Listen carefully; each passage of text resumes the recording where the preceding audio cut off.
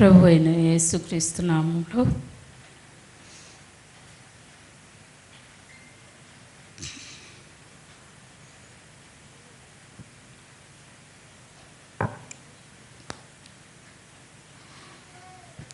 మీ అందరికీ వందనాలు తెలియజేస్తా ఉన్నాను.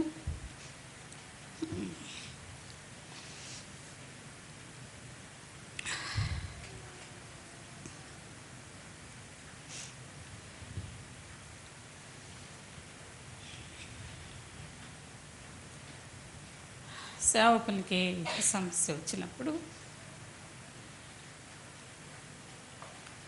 నేను ఊహించలేదు అది.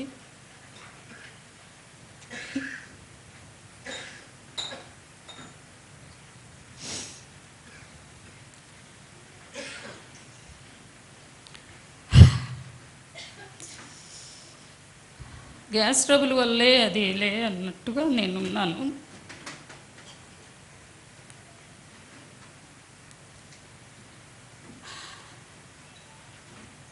విశ్రాంతి లేకుండా తిరుగుతున్నందువలన అలా వచ్చి ఉంటుంది అని నేను హాస్పిటల్కి వెళ్ళడం కూడా పెద్ద ఇష్టం లేదు ఆ రోజు. కానీ దైవజనుడు అన్న మాటను బట్టి హాస్పిటల్కి పంపించాము.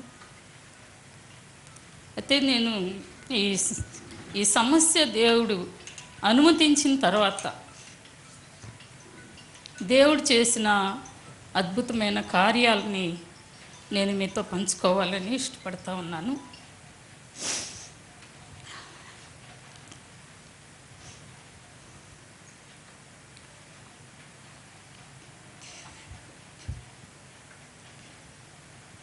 సారీ, నాకు కంట్రోల్ అవ్వట్లేదు.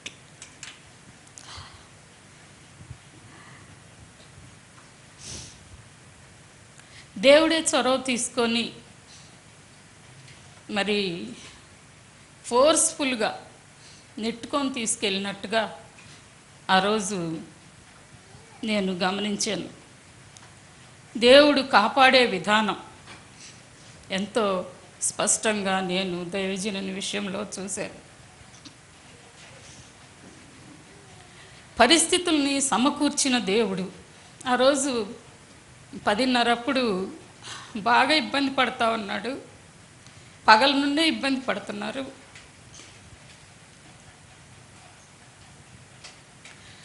కానీ ఆ టైంకి నేను హాస్పిటల్కి వెళ్తాను అనే టైంకి వర్షం పడుతూ ఉంది.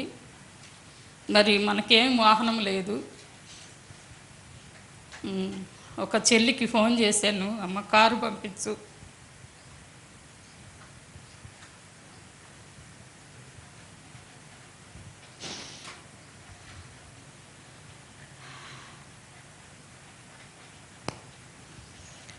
అన్నకు బాగలేదని వెంటనే వాళ్ళ బాబునిచ్చి కారు పంపించారు. అలాగా దేవుడు దైవ సేవకుడిని సమయానికి హాస్పిటల్కి తీసుకెళ్ళి చేయవలసిన వైద్యం చేయడానికి దేవుడు సహాయం చేశాడు. అందుకే నేను సమకూర్చిన దేవుడు అని పెట్టుకున్నాను. ఆ తర్వాత యాంజియోగ్రామ్ తీశారు. తీసిన తర్వాత నేను ఏం లేవని చెప్తాడేమో డాక్టర్ అని వెయిట్ చేస్తా ఉన్నా.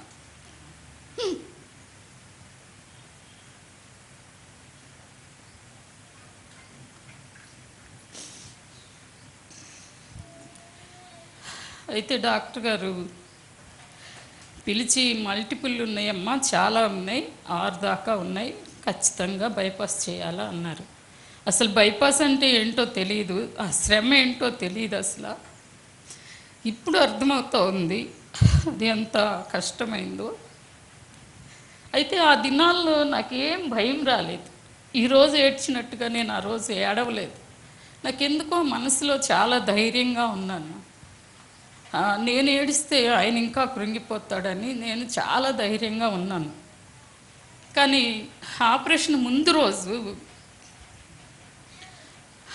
అమ్మాయి నర్సు వచ్చి క్యానల్ పెట్టింది ఇక్కడ.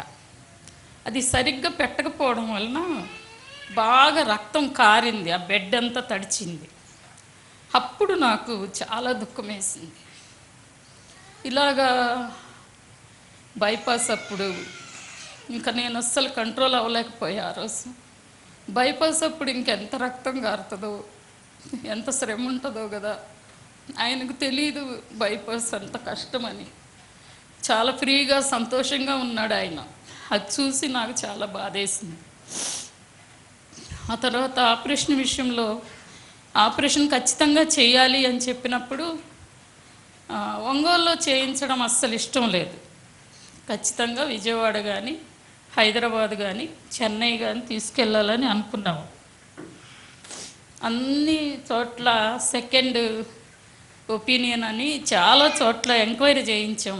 ఆ రిపోర్ట్స్ పంపించి ఆయుష్లో, రమేష్ హాస్పిటల్లో, మణిపాల్లో, మా మరిది ఒక అబ్బాయి చెన్నైలో, ఇలాగా అన్నీ చేసిన తర్వాత మాకెందుకో విజయవాడలో చేయించడానికి మనసు రావట్లేదు. చాలా అలజడి, ఈ ముగ్గురికి నెమ్మది లేకుండా అయిపోయింది.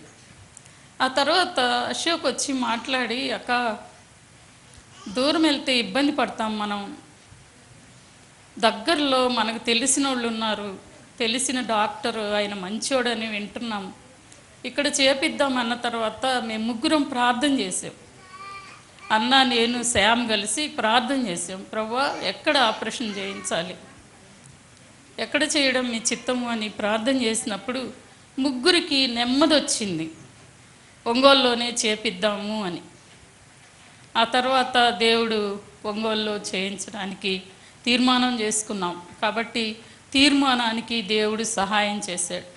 అలాగా ఆపరేషన్ చేసే విషయంలో కూడా ఎక్కడ దైవ సేవకుడిని తక్కువగా చూపించకూడదు అనేది నా ఆశ. కొంతమంది మన సహోదరులు ఏమన్నారంటే, ఫ్యాన్ ఏమన్నారంటే, అక్క బిల్స్ అన్నీ ఉంచండి, మనం సీఎం ఫండ్కి అప్లై చేద్దాం, అప్పుడు అవన్నీ వచ్చేస్తాయి అన్నారు. అవునా అన్నాను. సరే అన్నట్టుగా అన్నాను. అయితే శ్యామ్ ఇంకా రాలేదు. అప్పటికి శ్యామ్కి ఫోన్ చేశా, ఇలా అంటున్నారు ఆంటీ వాళ్ళు, ఏం చేద్దామంటే, అమ్మా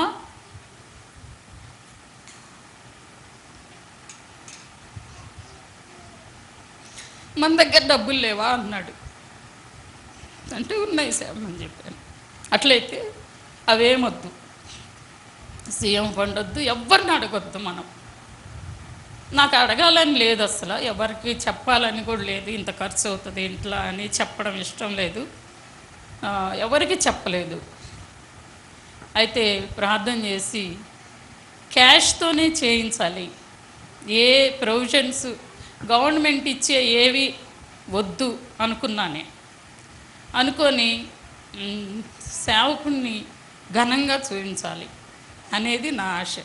దేవుడు ఎంత అద్భుతంగా మరి ఆపరేషన్ జరిగించాడు. ఆపరేషన్ చేసేటప్పుడు కూడా మేము కొంతమంది సంఘస్థులు చాలామంది వచ్చారు ఆపరేషన్ రోజు. ఆపరేషన్కి ముందు కూడా హాస్పిటల్ వాళ్ళు చాలా ఆశ్చర్యపోయారు, ఎవరైనా ఇంతమంది వస్తున్నారు, ఇంతమంది ఎంక్వైరీ చేస్తున్నారు, డాక్టర్ దగ్గరికి వెళ్తున్నారు, మా పాష గారు ఎట్టున్నాడు అని అడుగుతున్నారు, ఎవరు అసలు ఈయన అని అడుగుతూ ఉన్నారు హాస్పిటల్ వాళ్ళందరూ. అలాంటి పరిస్థితుల్లో ఆపరేషన్ విషయంలో కూడా మేము ప్రార్థన చేసాం. ప్రభువా, అన్నిలో ఆపరేషన్ చేస్తూ ఉన్నారు, మరి వాళ్ళు మీ సన్నిధిని అనుభవించాలి, వాళ్ళు ఫీల్ అవ్వాలి, మరి ఒక ప్రత్యేకత ఉంది ఆపరేషన్లో అని. అయితే తర్వాత చెప్పారు డాక్టర్ గారు, చాలా పీస్ఫుల్గా జరిగింది ఆపరేషను, చాలామందికి చాలా బ్లడ్ అవసరం అయిద్దంట, కానీ దేవుడు ఒక ప్యాకెట్తోనే మరి ఆపరేషన్ను సక్సెస్ఫుల్గా జరగడానికి దేవుడి కృప చూపించాడు. ఆ తర్వాత సంఘము ఎంత సహాయపడిందంటే, మాకు అసలు అవన్నీ తెలియదు. బ్లడ్ అరేంజ్ చేసేవాళ్ళు, బ్లడ్ డోనర్స్ని, రక్తం ఇచ్చేవాళ్ళని, మరి రక్తం టెస్టులు చేయడము, అక్కడ హాస్పిటల్లో సిబ్బంది మొత్తం మన గురించి శ్రద్ధ తీసుకున్నారు. నిజంగా దేవుడు వాళ్ళందరినీ మన కోసం వాడుకున్నందుకు నేను దేవుణ్ణి ఎంతో స్తుతిస్తూ ఉన్నాను. మరి సంఘము ఎంతో అంటే నేను రాసుకున్నాను. సంఘాన్ని దేవుడు వాడుకున్న విధానం మమ్మల్ని మానసికంగా, శారీరకంగా, ఆధ్యాత్మికంగా,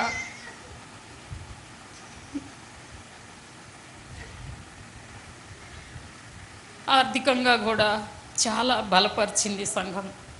నేను ఊహించలేదు, మా దగ్గర ఉన్నది ఖర్చు పెట్టేసేయాలి, ఆయన కంటే ఎక్కువ ఏముంది మాకు అని అనుకున్నాం. కానీ దేవుడు ఆశ్చర్యంగా ఎవరెవరో అసలు అలా ఇస్తారని కూడా నాకు తెలియదు. కానీ దేవుడు అలాగా దైవ సేవకుని, మరి మన కుటుంబ పరిస్థితిని ఎరిగిన దేవుడుగా ఘనపరచబడ్డాడు. అందుని బట్టి దేవుణ్ణి నేను ఎంతో స్తుతిస్తూ ఉన్నాను. ఆ తర్వాత చాలామంది విజిటింగ్ చేస్తూ ఉన్నారు. మరి ఎప్పటికప్పుడు సంఘస్థులు భోజనాలు తయారు చేసుకురావడం కానీ, అక్కడ ఉండడం కానీ, నాకు ఏ ఇబ్బంది కలగకుండా, నాకు భారం తగలకుండా అన్ని పనులు సంఘస్థులే చేశారు. అందుని బట్టి దేవుని స్తుతిస్తూ ఉన్నాను. మీ అందరికీ హృదయపూర్వకమైన వందనాలు తెలియజేస్తూ ఉన్నాను. ఆ తర్వాత ఆర్థికంగా సహాయం చేసే విషయంలో నాకైతే కొంతమంది డబ్బులు ఇస్తూ ఉంటే ఏడుపు వచ్చింది. చాలా పేదవాళ్ళు, చిన్న చిన్న పనులు చేసుకునేవాళ్ళు, మరి హాస్పిటల్స్లో పనిచేసే వాళ్ళు తెచ్చి వేల రూపాయలు నా చేతిలో పెడుతుంటే వాళ్ళ ప్రేమను చూసి దేవుని నేను ఎంతో స్తుతించి, ఒక వాక్యం గుర్తొచ్చింది నాకు. వాళ్ళ కానుక దేవుని దృష్టిలో ఫిలిప్పీ 4:19 ఒక మాట ఉంటుంది, 18 అవి మనోహరమైన సువాసనయు దేవునికి ప్రీతికరమును ఇష్టమునై యాగమునై ఉన్నవి, ఇష్టమునైన యాగమునై ఉన్నవి అనే మాట నాకు ఎంతో గుర్తొచ్చింది అన్నమాట, వాళ్ళు ఆ డబ్బులు ఇస్తూ ఉన్నప్పుడు. కాబట్టి అలాగా దేవుడు సంఘాన్ని వాడుకున్నాడు. అందుని బట్టి దేవుణ్ణి స్తుతిస్తూ ఉన్నాను. అంత మాత్రమే కాదు, దైవజనుడు ఎక్కడెక్కడ పరిచర్య చేశాడో, ఎక్కడెక్కడ తిరిగాడో, ఈజీఎఫ్ వాళ్ళు ప్రార్థన చేస్తున్నాం. అసలు ఇంటర్నేషనల్గా కూడా వేరే దేశాల్లో ఉన్నారు వాళ్ళు కొంతమంది, ఆ తమ్ముళ్ళు అందరూ ప్రార్థన చేస్తున్నాం అని అమెరికా నుండి, ఆస్ట్రేలియా నుండి, కెనడా నుండి ఫోన్లు వస్తూ ఉండే. మేము ఎంతో సంతోషించాం. కాబట్టి సంఘము కన్నీటి ప్రార్థన, మరి దేవుని బిడ్డల యొక్క కన్నీటి ప్రార్థనని మేము అనుభవించాం. మేము దానికి మేము సాక్షులం. అలాగా దేవుడు ఎంతోమందిని వాడుకున్నాడు. పేర్లు చెప్తే చాలామందిని మర్చిపోతానేమోనని నేను పేర్లు చెప్పట్లేదు. మరి అక్కడ నైట్ ఉండడానికి కానీ, సేవకునికి పరిచర్య చేయడానికి కానీ, ఒక తమ్ముడైతే రోజు వచ్చి షుగర్ చూసి, బీపీ చూసి, స్నానం చేయించి